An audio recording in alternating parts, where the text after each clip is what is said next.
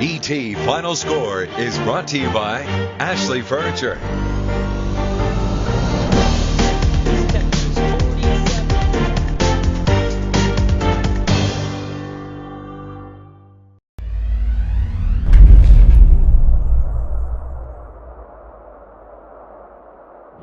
All right, welcome back to the ETFinalScore.com football show. We told you just a few minutes ago about Lufkin beating Robert E. Lee 41-31 down in Lufkin at Abe Martin Stadium. Let's go right to Chris Perry, who was at the game, the beat writer for Robert E. Lee for the Tyler Paper. Chris, listen to you, followed you on Twitter. Very impressed with Lee for the most part of this game, but probably Lufkin too much talent, and they pulled away at the end.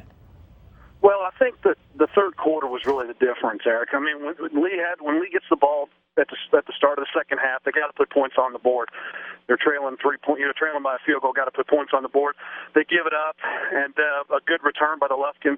Bryce Taylor sets them up for a touchdown, and then Lee turns the ball over on their next drive and gives Lufkin another chance to put more points. So that was kind of the turning point in the ball game. I think Lee showed heart and resolve. You know, they score right there at the end of the fourth quarter.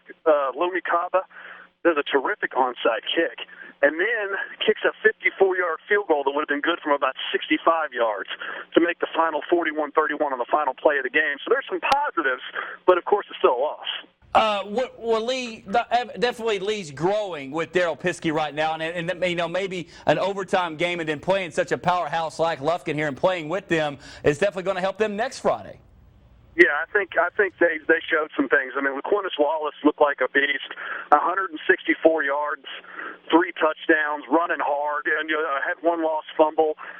Riley Poster, was efficient again for about 176 yards and a touchdown. I mean, the pieces are in place. They just they had some mistakes in the first half and got down 21-7. And plus, it's tough to win a game on John Outlaw Memorial Field dedication night in Lufkin, Texas. Also, Chris, thank you for the picture there. We are going to show that at the end of the newscast. Very good stuff right there. Chris, be safe getting back, buddy.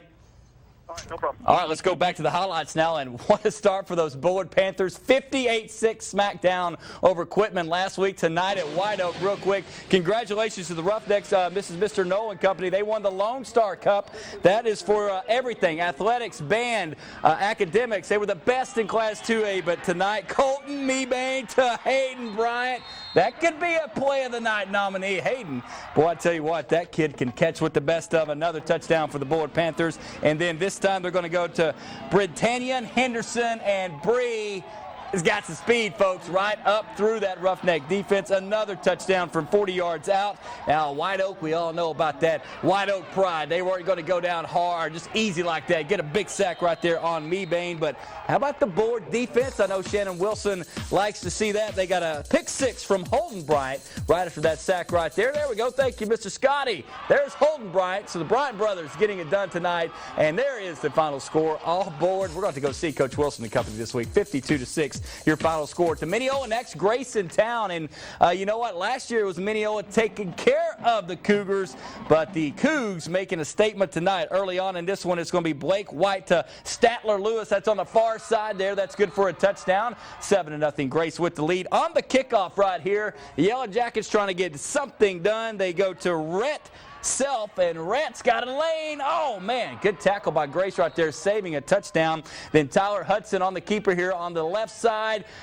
Good little run right there, but nothing able to happen right there on the offensive side. And how about my man Blake White? Athletic, folks. I love it. Jumping over 2 Yellow Jackets for the first down. Then Blake White shows off his arm once again. A little short pass to Lynn Gillum. And how about the block by Johnny Spitzer, number 9? He took out 2 Mineola players.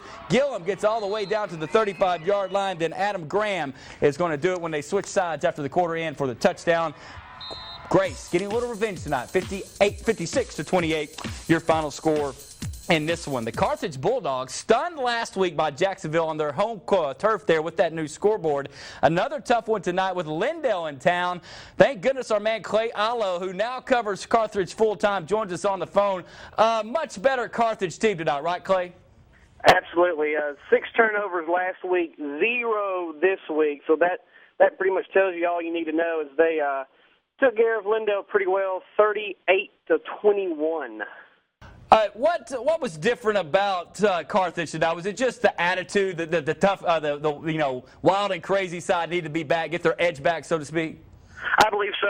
Coach Scott Surratt told me after last week's game that he just thought their energy was a little low. They came out a little flat, and tonight intensity a lot better after a pretty good week of practice. I attended practice a couple of times, and always upbeat, always ready to go, and they executed their game plan tonight and took care of business. Hey, good to hear from you, my friend. Take care over there in Carthage land, all right, buddy? Yes, sir. All right, over to 3A scoreboard we go. Mr. Scotty Spring Hill goes down to Athens 21-7. Trinity Christian over Brownsboro 56-26. Look at this. Prestonwood beat Henderson last week. They take care of Gilmer 42-12 tonight. Gladewater 35-34 over Pittsburgh. Big Zach will tell us all about that one in just a moment. Crockett and Rusk, we'll have more on that game as well. 35-13, big win for Coach Patton and company. Canton falls to Fairfield 47-20. Dabo beats Corrigan Camden 26-14.